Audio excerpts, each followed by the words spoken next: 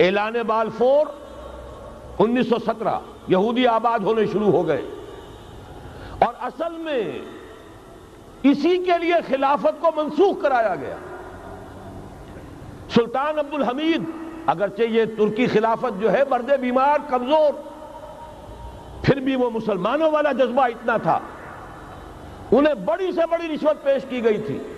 ظاہر بات ہے یہودیوں سے بڑھ کر رشوت دینے والا کون ہو سکتا ہے، جن کے ہاں ایسے بینکر ہوں جو 40 بلین ڈالر کا ایک چیک لکھ سکیں۔ پھر یہ کہ ان پر سیاسی دباؤ بہت ڈالا گیا، انہوں نے جب تک خلافت عثمانیہ برقرار رہی یہودیوں کو فلسطین میں آباد ہونے کی اجازت نہیں دی، کہ جو معاہدہ کیا تھا حضرت عمر نے رضی اللہ تعالی عنہ، خلیفہ ثانی نے، خلیفہ راشد نے، ہم اس کے پابند ہیں، اور ہم یہاں یہودیوں کو آباد ہونے کی اجازت نہیں دیں۔ لہذا انہوں نے اس خلافت ہی کا بستر طے کرایا، اس لیے کہ نہ رہے بانس نہ بجے بانسری، نہ مسلمانوں کی وحدت ملی کی کوئی علامت دنیا میں باقی رہے، اور نہ مسلمان کسی مسئلے پر جمع ہو کر کوئی موقف اختیار کر سکے۔ اعلان بالفور کے نتیجے میں آباد کاری شروع ہوئی، 1948 میں اسرائیل قائم ہو گیا، معجزہ ہو گیا، 1967 میں اس کی توسیع ہو گئی۔ اس میں ایک بات اور بھی عرض کر دوں، یہ سارا کس طور سے ہوا ہے کام؟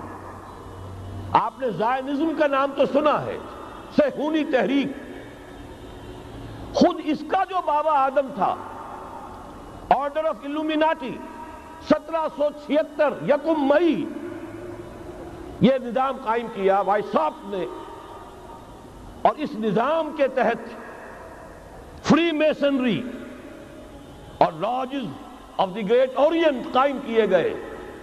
یہ سارا ہتھ کنڈا وہ ابلیسی نظام، اس کی تفصیل ایک کینیڈین آتھر نے لکھی ہے کتاب میں، پونز ان دی گیم۔ یہ سارا دھندا ایک شیطانی چکر ہے، ابلیسی چال ہے، اور اس کے ذریعے سے اسرائیل قائم ہوا، اور اس کی توسیع بھی ہوئی 1967 میں۔ اب یہاں تک پہنچنے کے بعد ان کے پیش نظر بقیہ دنیا کی تسخیر اور اسے فتح کرنے کا معاملہ ہے، اور سب سے بڑھ کر اسلام کی بیخکنی اور اس کا راستہ روکنا، یہ ان کے پیش نظر ہے۔ یریدون لیطفئوا نور اللہ بافواہہم۔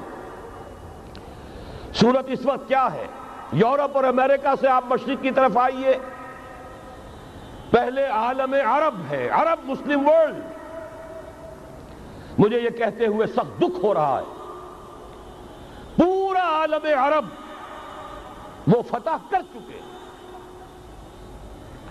وہ عرب ممالک کے جو اسرائیل کے ساتھ کسی میز پر بیٹھ کر گفتگو کرنے کو تیار نہیں تھے۔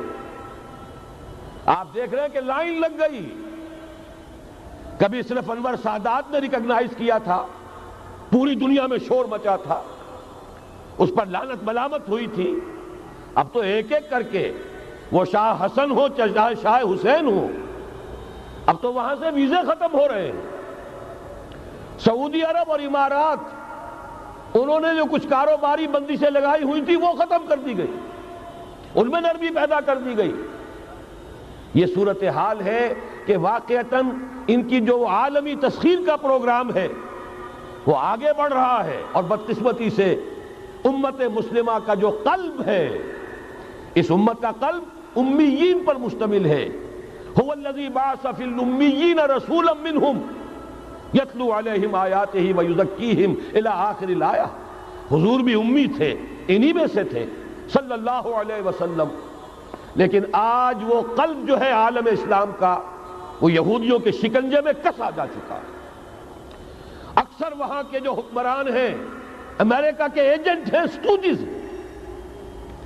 یہ حالات جہاں تک عالم عرب کا تعلق ہے، تلخ حقائق ہیں جو بیان کر رہا ہوں، اس لیے کہ آپ کے سامنے رہنا چاہیے۔ یہ جو اقبال نے کہا کہ دنیا کو ہے پھر مار کا روح و بدن پیش، ابلیس نے پھر اپنے درندوں کو ابھارا، اللہ کو پا مر دیے مومن پہ بھروسہ، ابلیس کو یورپ کی مشینوں کا سہارا۔ یہ دوبارہ ایک بہت بڑے پیمانے پر حق و باطل کا گھمسان کا رنگ پڑنے والا ہے۔ ملاحم کی جو حضور صلی اللہ علیہ وسلم نے پیشین گوئیاں فرمائی، الملحمۃ العظمی، تاریخ انسانی کی عظیم ترین جنگ جو ابھی آنے والی ہے، اس کو سمجھ لیجئے اچھی طریقے سے کہ اس میں جو قوتیں ایک دوسرے کے مقابل آ رہی ہیں وہ کون سی ہیں۔ نیو ورلڈ آرڈر کہنے کو امریکہ کے زیر قیادت ہے، حقیقت میں امریکہ خود یہودیوں کے پنجے میں ہے۔ یہ وہی ابلیسی طاقت ہے جو آگے بڑھ رہی ہے۔ عالم عرب کو فتح کرنے کے بعد اب ان کے پاس اگلا عالم اسلام کا حصہ ہے، غیر عرب مسلم ورلڈ۔ ایران ہے، اس کے شمال مشرق میں ترکستان ہے، روسی اور چینی، مشرق میں افغانستان ہے، پاکستان ہے۔ یہ ایک بہت بڑا سالڈ بلاک ہے۔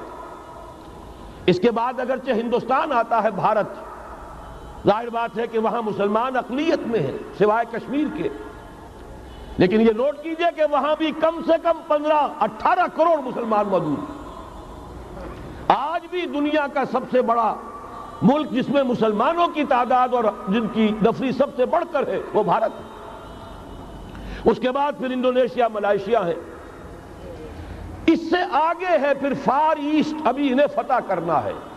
نیو ورلڈ آرڈر کا یوں سمجھئے کہ ابھی یہ ہارڈ نٹ ٹو کریک، ابھی ایک لوہے کا چنا ہے چائنا کی شکل میں موجود۔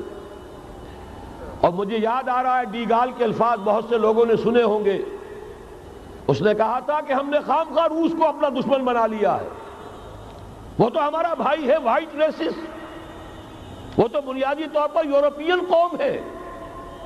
Beware of the yellow masses of the east, تمہیں گھبرانا چاہیے، تمہیں خبر لینی چاہیے۔ وہ مشرق بعید کے جو زرد رو لوگ ہیں، China, Indo China, Japan, yellow races, ابھی اس نیو ورلڈ آرڈر کے لیے جو فتح عالم اور تسخیر عالم کا پروگرام ہے، اس میں پہلے غیر عرب مسلمان دنیا اور پھر یہ فار ایسٹ کا خاص طور پر یلو ماسز، یہ ہے کہ جنہیں ابھی انہیں ٹیکل کرنا ہے۔